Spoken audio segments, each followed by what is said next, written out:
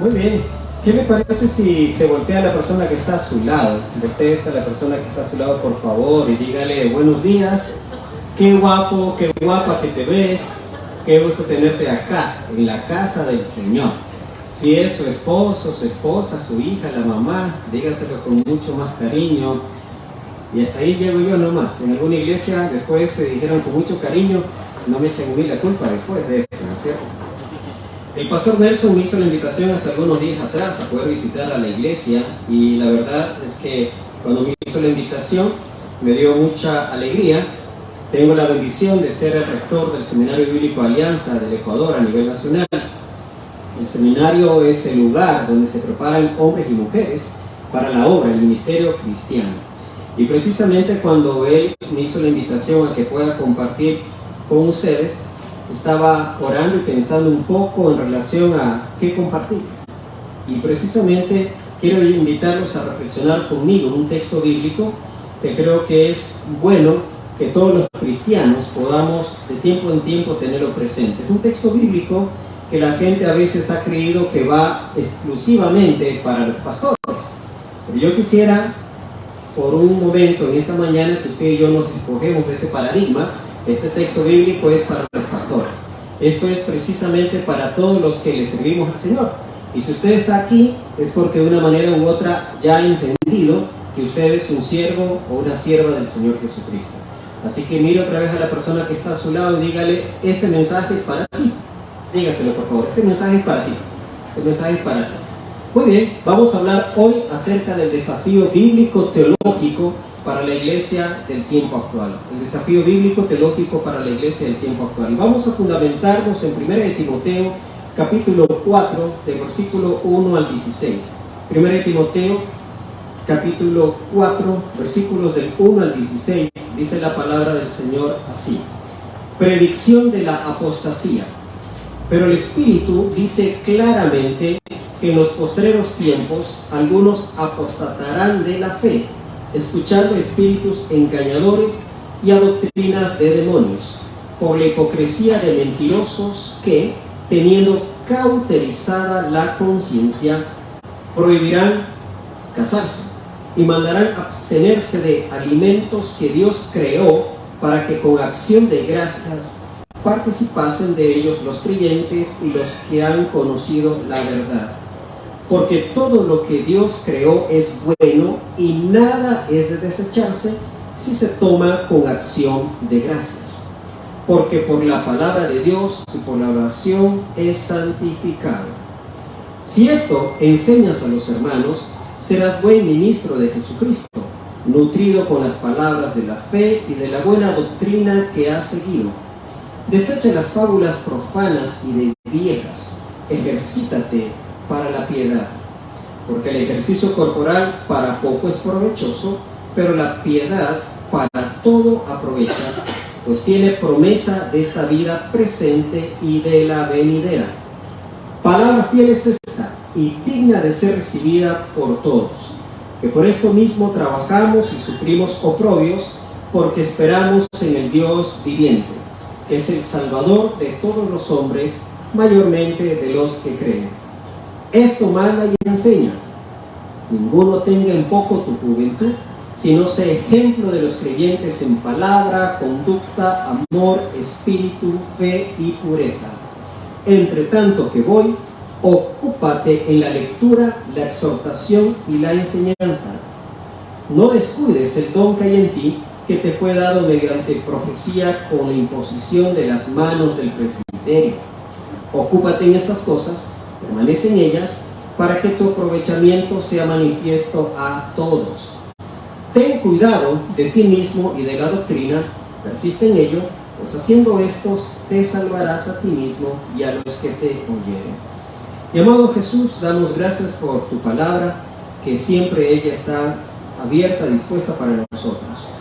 Y hacemos nuestras tus propias palabras cuando llegaste a decir, Padre, santifícalos en tu verdad, tu palabra es verdad. Que el hecho solo de leer tu palabra ya produzca en nosotros ese efecto a través del Espíritu Santo de santificar nuestras vidas. Y hoy al reflexionar, al meditar en ella, al analizarla un poco, Señor, ella cumple el propósito por el cual tú nos permites hoy poder leerla y leerla en esta porción bíblica. Gracias, Señor. En Cristo Jesús. Amén.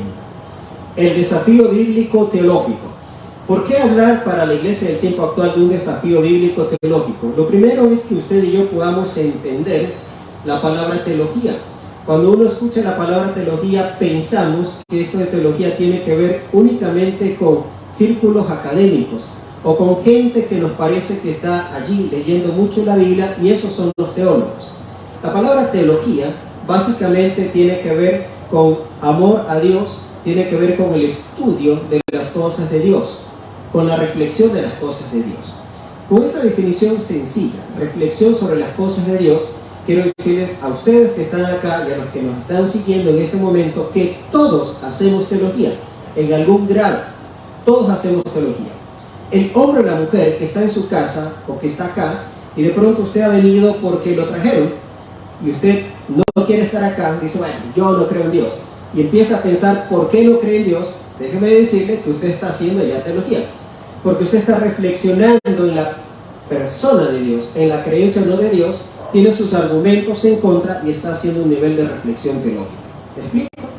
Todos y cada uno de nosotros hacemos teología. Por eso creo que es pertinente que la iglesia del Señor Jesucristo entienda eso. Y nosotros somos los más interesados entonces en reflexionar teológicamente. Porque usted hoy, en este día y mañana, en la cotidianidad de lo que es su quehacer, a lo que usted se dedique, siempre va a tener oportunidades para poder dar razón de su fe. La gente le va a preguntar, ¿por qué usted hace lo que hace? ¿Por qué usted dedica horas el día domingo a estar aquí, en la iglesia? ¿Por qué viene acá, pudiendo estar en otro lugar? Mi familia y yo vivimos por muchos años, casi 16 años en la ciudad de Quito, y allá había la costumbre, los días domingos, de que hay el ciclo paseo. La gente sale a caminar, a correr. Hoy viniendo para acá, de Urteza, notamos con alegría que acá en esta zona de San Borondón también hay esa costumbre. La gente sale a caminar, ¿no es cierto? Sale en sus bicicletas. ¿Por qué usted está aquí hoy, en esta mañana, y no está allá paseando? Debe haber alguna razón. Y esa razón ya le invita a que usted reflexione sobre Dios. Si su respuesta es estoy aquí porque amo a Dios, porque sirvo a Dios, usted ya está haciendo un nivel de teología. ¿Me explico? Por eso es pertinente hablar del desafío bíblico teológico. Y hay tres aspectos en este texto bíblico que yo quiero que usted y yo los podamos interiorizar esta mañana. Este desafío teológico aterriza en tres aspectos. El primer aspecto está del versículo 1 hasta el 5, donde el apóstol Pablo está diciéndole precisamente a su discípulo Timoteo y a la iglesia, está advirtiéndole de algo que va a venir. Esto es la apostasía. El versículo número 1 y 2 dice, pero el Espíritu dice claramente que en los postreros tiempos algunos apostatarán de la fe, escuchando espíritus engañadores y a doctrinas de demonios, por la hipocresía de mentirosos que, teniendo cauterizada la conciencia. Pablo le está diciendo a Timoteo, lo escribe a los oyentes y llega a nuestros días también. Le está advirtiendo, va a venir un tiempo en el cual la gente va a apostatar de la fe. Y allí es necesario que usted, en esta línea de pensamiento que le estoy estableciendo, usted también entienda qué es esto de ser un apóstata. Voy a tomar un ejemplo, con mucho respeto. ¿Cuál es tu nombre, hermano? Rafael. Rafael. ¿Cuántos conocen a Rafael? Todos lo conocen, Rafael. Los que están allá viéndonos, si quieren conocer a Rafael, tienen que venir presencialmente para que lo conozcan a Rafael. Si yo dijera de Rafael, Rafael, eres un apóstata, ¿cómo te sentirías tú? Mal. ¿Sabes por qué? ¿Por qué? Porque de lo que conozco, apóstata es negar la fe. Negar la fe. Si yo le digo, Rafael, eres un blasfemo, ¿cómo te sientes? Peor. Voy a usar una más. Yo le digo, ustedes saben que Rafael es un hereje. ¿Qué pensarían ustedes de Rafael? ¿Cuál de las tres les parece peor? ¿Blasfemo, apóstata o hereje? Apóstata, ¿no es cierto? Muy bien, vamos a explicarlo por qué. Miren, hermanos queridos, una blasfemia tiene que ver con una injuria, una reverencia hacia algo sagrado, en este caso Dios, o hacia la religión. Todos nosotros en algún momento de la vida podemos ser blasfemos. De hecho, antes de aceptar al Señor Jesucristo, posiblemente usted era una persona blasfema porque se burlaba de las cosas de Dios. Tal vez en el colegio se reunía con compañeros en la universidad y decían cosas injuriosas hacia la persona de Dios, del Señor Jesucristo, o hacia la religión como institución, como tal. ¿Eso no era blasfemia? Claro que sí. Usted lo hacía por ignorancia.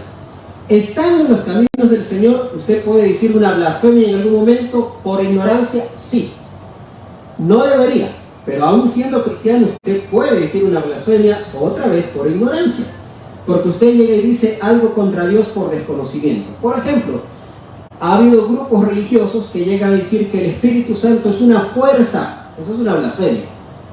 Usted puede decir eso también. El Espíritu Santo es una fuerza que yo siento en mi vida y es una blasfemia, porque no es una fuerza. Necesita que alguien le instruya por la palabra y le indique por qué no es una fuerza, es una persona en la Trinidad. Entonces, una blasfemia puede ser algo que todos en algún momento puedan decir. Una herejía es cuando usted, algo que es blasfemo, usted lo cree y está en franca oposición o franco desacuerdo contra lo establecido. En este asunto ya un cuerpo doctrinal. Y usted se mantiene en esa creencia que va contra las costumbres, que va contra todo lo enseñado correctamente que una organización religiosa, en este caso la Iglesia del Señor Jesucristo, enseña. Y usted se mantiene en eso. Entonces usted es un hereje. Por ejemplo, siguiendo esa misma línea de pensamiento, otra vez Rafael, solo ejemplo. No es el caso de Rafael, solo es un ejemplo. Rafael dice, sí, yo creo que el Espíritu Santo es una fuerza porque yo lo siento todos los días. Muy bien, lo siente. Y no dudo que Rafael lo sienta. Y él puede preguntar, ¿cuánto ustedes sienten el Espíritu Santo? Y todos lo sienten el Espíritu Santo. Y dice, conclusión, por mi experiencia, el Espíritu Santo es una fuerza. Yo le digo, Rafael, no. Según lo que dice la Biblia, según lo que nos han enseñado y según todo este conocimiento sistemático de la Biblia que se ha transmitido a lo largo de siglos de historia, el Espíritu Santo es una persona. Dice, pero no, y se va en esto y seguir con esa tendencia, con esa enseñanza. Entonces ahí llegamos a decir, estás incurriendo ya en una herejía. Entonces de ser blasfemo saltó a ser ¿qué cosa? Un hereje. Ya está en contra de un postulado bíblico aceptado y todo lo demás. Finalmente, él dice, ok, he desperdiciado toda mi vida aquí en la iglesia, y llega y le dice al pastor Nelson, espero que nunca pase, el pastor Nelson es un buen pastor, dice, pastor, he estado equivocado, así que me voy, renuncio a esta iglesia, renuncio a todo lo que es la fe cristiana, es más, ahora creo que no hay Cristo, sino que solamente hay una fuerza poderosa que guía mi vida. Y va por allá y arma su grupo y le llama a su grupo los Rafaelitas. No sé cuántos de ustedes quisieran ser de los Rafaelitas. En ese momento él apostató de la fe. Es un apóstata. ¿Me estoy explicando? Son niveles. ¿Está claro? Si usted está claro, levante la mano izquierda para saber la izquierda. Muy bien, estamos claros. Esto es lo que el apóstol Pablo le está diciendo a Timoteo. Ojo, en los postreros tiempos algunos van a apostatar de la fe, pero esto es un proceso que va de menos a más. Por eso necesitamos precisamente, frente al desafío bíblico teológico, este primer aspecto, entender que la apostasía es algo que se va a dar. De hecho, a lo largo de la historia del cristianismo siempre ha venido gestándose. En el texto bíblico se nos plantea, y esto es muy especial, que usted entienda que esto, aunque viene en los últimos tiempos, y se va a presentar en los últimos tiempos, siempre la fuente es que procede de espíritus engañadores y son doctrinas de demonios. Pablo va a decir, detrás de cada una de estas enseñanzas torcidas hay demonios. Y no tanto porque la persona conscientemente esté diciendo estoy lleno de un demonio, no, sino porque en su vida ha dado apertura a creer este tipo de enseñanzas que se gestan precisamente en el ámbito demoníaco. Por eso la Biblia va a decir, por la hipocresía de mentirosos que teniendo cauterizada la conciencia. La conciencia es algo que todos y cada uno de nosotros tenemos, mis queridos hermanos y amigos. El libro de Romanos habla mucho sobre eso y quiero explicarlo de esta manera. ¿Qué es la conciencia? Se nos ha enseñado que la conciencia es como, ¿no es cierto? Está usted aquí y tiene a un lado un ser blanquito y el otro lado el otro, ¿no es cierto? Y el uno le dice que está bueno y el otro le dice que está mal. Y a veces usted quiere hacer algo mal y este como que salta acá, le pega al de blanco, le gana y usted va y hace lo malo, ¿no es cierto? Y cuando el de acá está más fuerte, le gana. Entonces la conciencia nos gusta graficarla como que es esa voz que nos está allí martillando. Pero saben, la conciencia, en el aspecto bíblico, teológico, tiene que ver con esa ley de Dios puesta en el corazón de cada uno de nosotros desde que nacemos. Romanos nos va a hablar mucho de eso. Es algo insertado ya en nosotros. Usted nace con eso. Se va desarrollando, claro que sí. Se va alimentando. Y para eso está precisamente la enseñanza bíblica. Y conforme usted va creciendo, esta conciencia de parte de Dios le ayuda, sumado precisamente a todo el conocimiento doctrinal que usted tiene, a poder discernir aquello que está bien, que está mal. Yo suelo explicarlo de esta manera. A un niño pequeño, dos niños allí jugando, usted no le da una cátedra al uno que coger un carrito y pegarle la cabeza es malo, es pecado. Peor, sacarle sangre. Pero cuando el uno está molestando con el otro allí, pequeñitos, y agarra y le pega un carrazo y sale sangre, él se da cuenta que algo hizo mal. Nadie le explicó que esto es pecado. Inmediatamente quiere ocultar el carrito y siente que algo está pasando que es mal. Eso es la conciencia. Eso es la conciencia. La Biblia aquí nos dice que los hombres que llegan a apostatar, hombres y mujeres, es porque su conciencia está cauterizada. Y la idea de estar cauterizada es que precisamente han perdido sensibilidad. Por eso ya su conciencia no les recrimina. Han dejado de lado esto y ya, como atentan contra también la ley moral que está dentro del corazón, puesta por Dios, entonces no les recrimina para nada su conciencia. Ahí se puede explicar por qué dice a continuación parte de estas malas enseñanzas que va a haber en los últimos tiempos. Prohibirán casarse, mandarán abstenerse de alimentos que Dios creó para que con acción de gracias participasen. Y va a explicar después Pablo, todo lo que Dios creó es bueno. Va a colocar dos ejemplos. Uno, el hecho de no casarse y después privarse de ciertos alimentos. Y aquí quiero ser muy puntual con esto. ¿Por qué Pablo coloca justamente esos dos ejemplos? Porque en ese tiempo eso era parte de una ideología, por decirlo así, que estaba fuerte en la iglesia primitiva y se estaba filtrando. Algunos creían que el hecho de no casarse, llevar una vida así, de abstinencia sexual, eso indicaba que están conectados con Dios. A lo largo de la historia de la humanidad, esto se ha perpetuado. La gente cree que si tú llevas una vida así, eres más consagrado al Señor. Sin embargo, la doctrina bíblica enseña que es bueno el matrimonio, en todos, y que hay que tener, por llamarlo así, un don especial de parte de Dios para vivir sin casarse. Vivir sin casarse, y como la Biblia dice, no estarse quemando, es decir, no arder de pasión en cuanto a sus deseos sexuales, sino ser un hombre o una mujer que vive tranquilo y no está complicado con el asunto. Por eso la Biblia lo va a presentar como un don que Dios lo da solo a ciertas personas. De hecho, la mayoría de los seres humanos somos llamados más bien a enamorarnos, a casarnos, etcétera, etcétera, etcétera.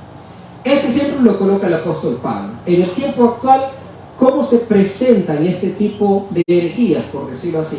Se presenta cuando también hay nuevas creencias, nuevas ideologías, que de una manera u otra distorsionan el asunto de la sexualidad. Y quiero mencionar una, simplemente para que ustedes se den cuenta por qué es necesario, dentro de este desafío bíblico-teológico, entender este aspecto, que la apostasía es algo que se va a presentar siempre y que se gesta en todo este proceso, a través de la blasfemia, a través de la herejía, y finalmente uno llega a apostatar. Hace unas semanas atrás, un líder religioso a nivel mundial llegó a anunciar precisamente el tema de que no está mal el hecho del homosexualismo, el lesbianismo. Y yo sé que esto es algo que algunos no lo comparten. Puede ser que usted mismo esté aquí presente o esté allá y no comparta esto que le voy a decir. En el segundo aspecto se lo voy a explicar un poco más por qué es mi convicción esto. Pero creo firmemente que eso es una señal, lo que dijo esta persona es una señal de apostasía. ¿Por qué? Porque está yendo en contra de un conjunto de enseñanzas bíblicas sistematizadas a lo largo del tiempo que nos enseñan de parte de Dios que Dios creó justamente un hombre y una mujer. Y los creó no solamente con fines de reproducción, sino que los creó precisamente para que ellos grafiquen lo que es el plan de Dios para algo llamado hogar, llamado familia. ¿Me explico? Entonces, primer aspecto de este desafío bíblico teológico: la apostasía, la herejía y la blasfemia. Mira al que está a su lado, mírelo por favor y dígale: por eso necesitamos estar alertas como iglesia. Dígaselo por favor. Por eso necesitamos estar alertas como iglesia. Desafío bíblico teológico para la iglesia del tiempo presente. El primer aspecto: cuidarnos de la apostasía, la herejía y la blasfemia. El segundo aspecto está en el versículo número 6 hasta el 10, donde básicamente se nos va a hablar sobre la enseñanza doctrinal. Fíjese lo que dice el apóstol Pablo a su discípulo Timoteo: si esto enseñas a los hermanos, serás buen ministro de Jesucristo. Yo le decía al inicio que usted y yo todos somos ministros del Señor Jesucristo, porque esa palabra significa un siervo, alguien que ministra, alguien que está allí cooperando. Va a haber otra palabra en el Nuevo Testamento para hablar específicamente de los que están dedicados a la obra del Señor. Esos duros, eso es otra cosa. Pero todos somos ministros en el sentido de estar sirviendo, cooperando en los planes de Dios. Así que, desde esa perspectiva, esto viene para todos. Si esto enseñas a los hermanos, serás buen ministro de Jesucristo, nutrido con las palabras de la fe y de la buena doctrina que has seguido. Les dije hace unos minutos atrás que se ha creído que este pasaje es únicamente para los pastores. Sí, para los que pastoreamos cae con más peso. Claro que sí, porque nosotros tenemos que estar pendientes de enseñar la doctrina. Pero si usted es un hijo, una hija responsable del Señor, usted también tiene que enseñar una sana doctrina. Pongo el primer ejemplo. En la iglesia suele suceder esto, de pronto acá no, pero en la experiencia que Dios me ha dado en los lugares donde he servido, dentro de equipos pastorales, y he estado a veces dedicando más tiempo, tiempo completo, tiempo parcial, etc. A veces las hermanas llegan y dicen: Pastor Pablo, hable con este muchacho que está terrible. Y me lo sientan allí y esperan que en unos 30 minutos o una hora yo diga algo mágico que lo cambió, ¿no es cierto? Y yo en esos 30, 40 minutos, ¿saben qué suelo hacer? Me siento a conversar con él. A veces nos vamos a comer algo, un encebollado, alguna cosa así, solo para conocerlo y nada más. Y nunca le hablo nada de sus problemas. Y las madres dicen: ya, ¿qué le dijo? Nada, seguimos conversando. ¿Y quiere venir otra vez a hablar con usted? ¿Quién no quiere venir a conversar con un pastor que salió a comer, ¿no es cierto? Y que estamos no recriminándole nada. Y yo le digo a esas personas: hermana querida, lo que pasa es que la primera persona llamada por Dios para la enseñanza bíblica doctrinal es usted. Usted como mamá, como papá, es el responsable ante los ojos de Dios de la enseñanza doctrinal de sus hijos, de sus hijas, no yo. Nosotros los pastores cuidamos, enseñamos a toda la grey y necesitamos educarles a ustedes, darles los insumos, pero ustedes son los responsables, ¿sí? Entonces, ahora sí, mira el que está a su lado, si es su esposa, dígale: ¿sabías que tú y yo somos los responsables de enseñar a nuestra familia? Somos los responsables. Esa es la verdad. Usted que me escucha es responsable. Por eso, desafío bíblico teológico, la enseñanza doctrinal. ¿Qué más nos va a decir el apóstol Pablo? Desecha las fábulas profanas y viejas, ejercítate para la piedad. Y aquí nos va a decir directamente: hay que enseñar la buena doctrina. ¿Qué es la doctrina? Doctrina, hermanos, es el conjunto de ideas, de enseñanzas, de postulados básicos que se establecen en el contexto de una agrupación religiosa. Eso es una doctrina. El conjunto de ideas, de enseñanzas, de postulados básicos que se establecen en el contexto de una agrupación religiosa, diríamos inclusive de una agrupación social. Por eso usted va a encontrar grupos sociales que dicen: esta es la doctrina de... Eso es el conjunto sistematizado de lo que cree esa agrupación social. ¿Me explico? Así que la palabra doctrina no es mala, no hay que tenerle miedo. ¿Nosotros como Iglesia Cristiana Evangélica tenemos doctrina? Sí, claro que sí. Es un conjunto de todo lo que la Biblia nos dice, que hemos podido entender, que a lo largo de siglos la Iglesia ha venido comprendiéndolo y lo tenemos claro de una forma sistematizada. Muchas de las iglesias tienen inclusive hasta una estructura de enseñanza. Y algunos dicen, pero ¿por qué tienen eso y por qué nos insisten que vayamos y vamos desde los primeros pasos? Es como una escuelita. Ya, el que no le gusta estudiar dice toda la vida. En la escuela, en el colegio, luego en la universidad, llego a la iglesia. En la iglesia también me quieren poner a estudiar otra vez en la escuela. Yo pensé que era más sencillo, es creer en el Señor y ya. Sí, pero si usted entiende que en los últimos tiempos va a haber apostasía y que el apóstol Pablo está diciendo hay que tener enseñanza doctrinal, entonces por eso en la iglesia tenemos esto. ¿Me estoy explicando? Y si usted entiende que el responsable en su hogar de enseñarle sana doctrina es usted, a su familia, entonces usted, como alguna vez un padre en Quito me decía, pastor, ahora sí quiero meterme a lo que es la academia bíblica de la iglesia para aprender, porque yo quiero explicarles, tener razón de explicarles lo que me preguntan mis hijos en la casa y los vecinos. Excelente. ¿Me estoy explicando? Dogma. La gente habla mucho del dogma. No, es que la iglesia, ustedes son dogmáticos. Y cuando mis estudiantes en el seminario de apologética hablamos de esto, me dicen, pastor, pero es que nos dicen que somos dogmáticos. Yo digo, y es que la palabra dogma en sí misma no es mala. Le hemos dado nosotros un giro y decir, Rafael es un dogmático. Dogmático, señor Rafael.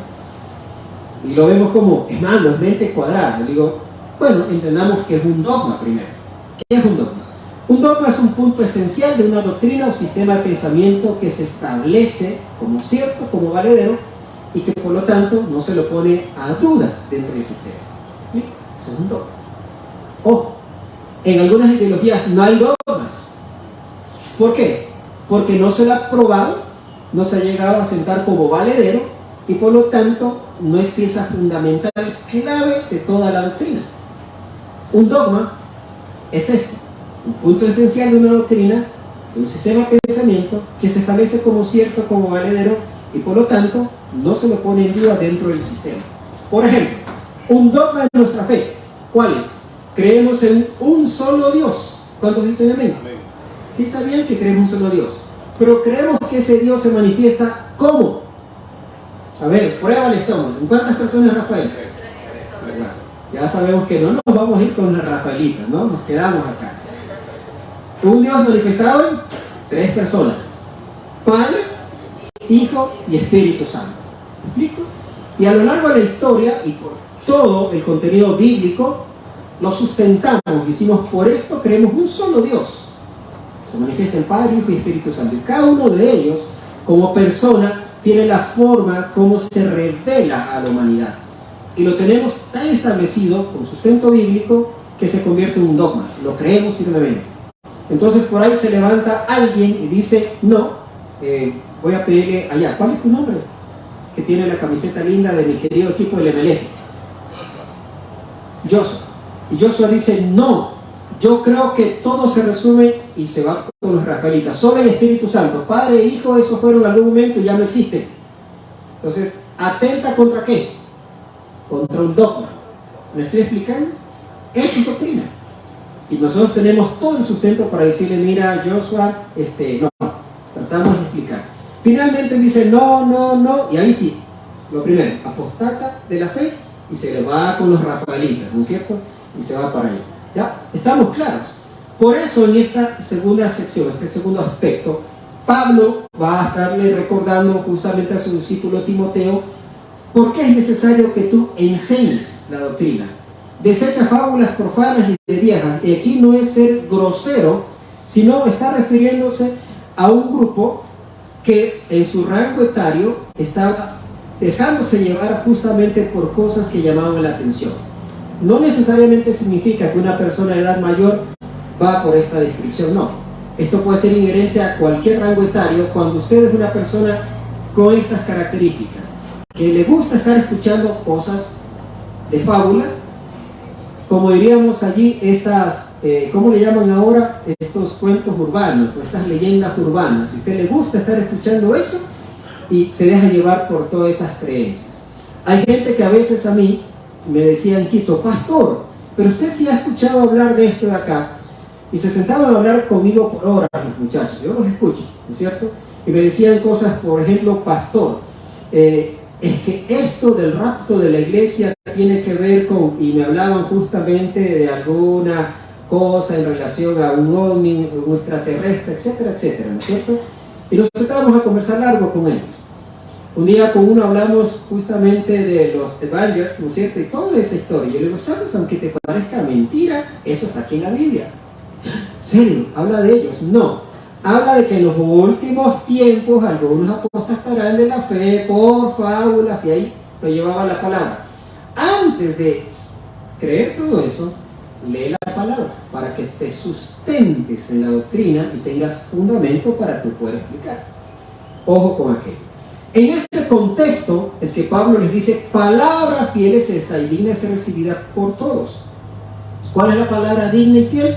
Esto que le está exhortando, fundamentado, mantente en la doctrina.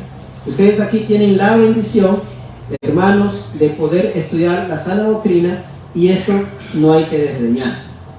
El tercer aspecto dentro de este desafío bíblico teológico: lo primero, cuidarnos de la apostasía. Lo segundo, hay que enseñar la sana doctrina.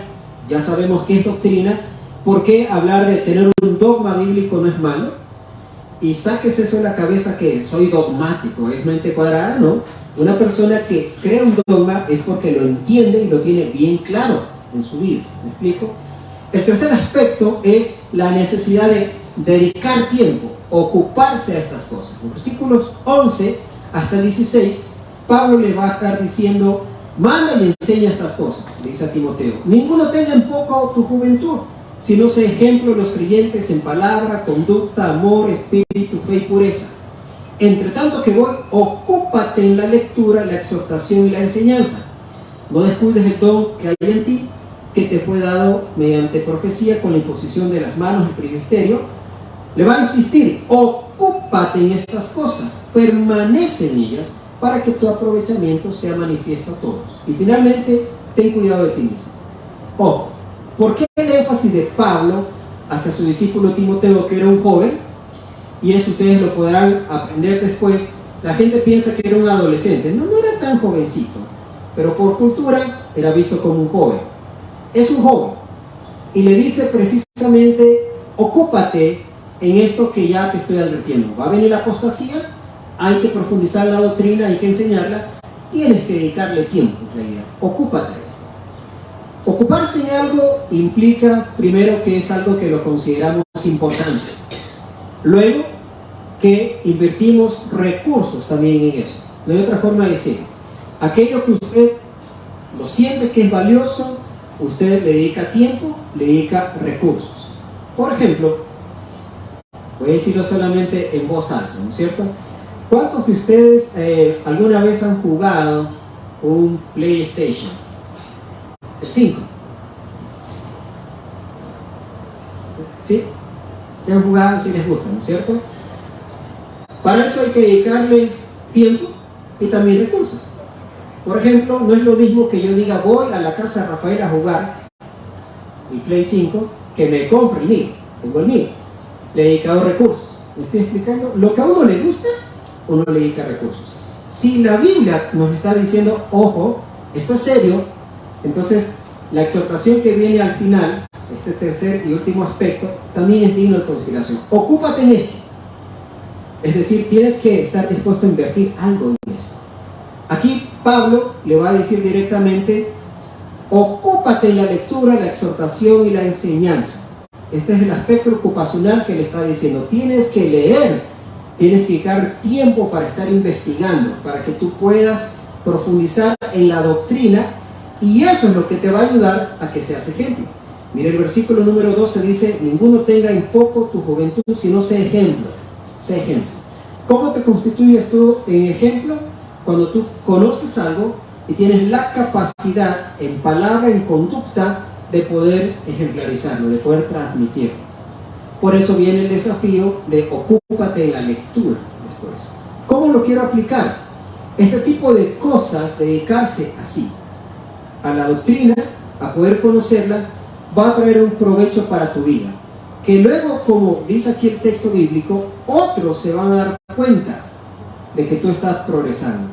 Miren, hermanos queridos, ¿cuántos de ustedes vienen a capacitación aquí en el seno de la iglesia? Levanten su mano. Los que están allá en la distancia, ahí puedan poner en este momento, no sé, un like, pueden poner un dedito arriba para hacer. ¿Cuántos de los que están aquí vienen a capacitaciones que hay acá en la iglesia? Bien. ¿Muy bien? ¿Sí? ¿Por qué vienen? Para aprender. Ese debe ser el desafío. Vine para aprender porque Pablo dice, ocúpate en la lectura, en la exhortación y en la enseñanza. Usted viene para ocuparse de estas cosas, para aprender, para que su aprovechamiento sea notorio a otras personas, para que otros después, partiendo de su casa, puedan ser bendecidos con lo que usted está aprendiendo. Pero aparte de lo que usted está aprendiendo, lo que usted está empezando a vivir. Yo estoy convencido, se lo digo así muy francamente, que hoy más que nunca necesitamos a las nuevas generaciones enseñarles la doctrina, que conozcan la doctrina, la conozcan bien.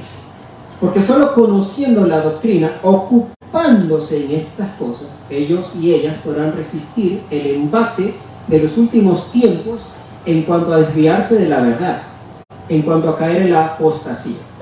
¿Me explico? Esto no va a pasar de la noche a la mañana.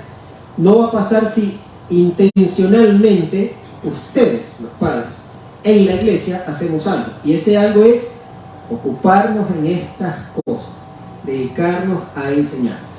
Ustedes aquí tienen la bendición de tener, gracias a Dios, un buen pastor.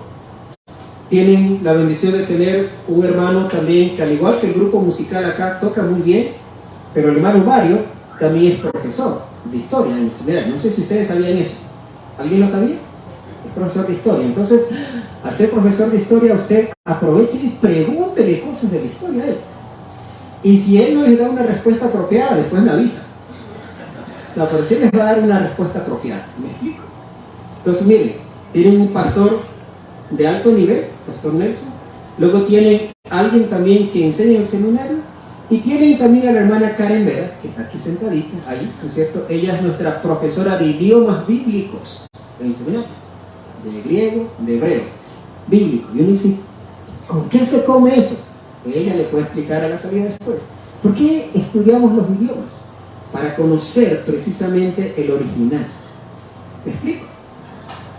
Y cuando yo pensaba un poquito en esto, en lo que Dios les está dando a ustedes como iglesia, mi oración era, Señor, bendice a esta iglesia. Porque creo que tú estás preparando algo especial acá para impactar a esta comunidad e impactar, creo, a la ciudad de Guayaquil y al país. Con todo esto. Por eso, este mensaje para ustedes en esta mañana, mis queridos hermanos. El desafío bíblico, teológico para la iglesia del tiempo actual. Usted ya póngale ahí nombre y apellido. 3 aspectos. Primero, prevenirnos frente a la apostasía, la herejía y la blasfemia. Que bien, está en nuestros tiempos, seguirá estando presente. Segundo aspecto, enseñar la doctrina. Y para enseñar la doctrina tienes que comprender la doctrina. Y tercero, la necesidad, el tercer aspecto, de dedicar tiempo, de ocuparnos en estas cosas. Usted dedíquese en lo personal a conocer la Escritura, dedíquese a separar tiempo para venir a las capacitaciones.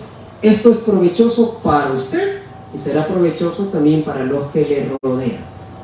En eso aterriza precisamente este desafío bíblico-teológico.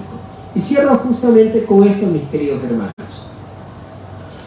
Hace algunos años atrás, recuerdo que alguien se me acercó allí en el seno de la iglesia que servíamos, la iglesia Alianza Norte en la ciudad de Quito, una congregación muy hermosa. Hoy cuando llegamos acá con mi esposa y vimos las carpas, nos hizo acordar, ¿no es cierto?, de esos años de la Alianza Norte, cuando empezaron y estábamos en carpas también, hermanos. Hay algo bonito estar en carpas. Yo sé que les puede parecer como raro, ¿no?, pero ya queremos tener nuestro espacio. Un día lo van a tener. Pero créanme que mientras vayan creciendo, ustedes que están aquí ahora, un día se van a acordar y se dirán, oye, ¿te acuerdas cuando estábamos en la carpa? Y ahí en medio de la carpa, la pasión de estudiar la palabra del Señor. Y cuando estudiábamos allí, íbamos a todos los entrenamientos y etcétera que el pastor Nelson nos daba, se van a acordar de eso. Me acordaba de alguien que así mismo se acercó y después nos decía, pastor, pero ¿por qué estudiar tanto? Y yo solamente le dije, bueno, porque tienes un gran desafío ante el mundo en el cual estás. Él es un empresario, un lugar de rubro que trabaja él muy particular en la ciudad de Quito. Tanto entendió esto que yo debo dar razón de mi fe, que la apostasía es una realidad, que la doctrina la necesito y que debo dedicar tiempo, que él un día me dijo, pastor, voy a empezar a estudiar una materia del seminario. Se metió a estudiar una materia del seminario y sigo estudiando, y hace unas semanas atrás lo graduamos de todo el programa de teología del seminario. ¿Sí? ¿Esa era mi intención? No. Pero llegó a entender por qué hay que ocuparse de estas cosas. ¿Me estoy explicando? ¿Amén? Amén. Muy bien, ahí oramos donde usted se encuentra. Padre, hemos leído tu palabra en el nombre del Señor Jesucristo. Hemos también extraído de ella las verdades para nosotros en este tiempo, hablando sobre este desafío bíblico, teológico para la iglesia del tiempo actual. Ayúdanos a ser hombres y mujeres que podamos estar ocupándonos, Señor, en prepararnos, en dedicar tiempo a la lectura de tu palabra, a conocer la doctrina. Es una realidad, Señor, que hay apostasía ya en el tiempo presente. Guárdanos a nosotros, Señor, de caer en la blasfemia, en la herejía y en apostatar de la fe. Para prevenir eso, siempre será necesario que podamos asirnos firmes de la doctrina. Y, Señor, que dediquemos el tiempo para ocuparnos de estas cosas. Te agradezco, Señor, por una iglesia como esta, donde tienen el tiempo para la predicación de tu palabra, donde dedican el tiempo para la enseñanza. Y, Señor, pon en mis hermanos y hermanas, los amigos que nos ven a la distancia, la necesidad, el hecho de ser conscientes de que requieren conocer tu palabra para provecho de sus vidas, para cuidado de su hogar y también para bendición de todos aquellos que le rodean. Que así sea. Oramos en el nombre de Jesucristo, nuestro Señor y Salvador. Juntos decimos amén.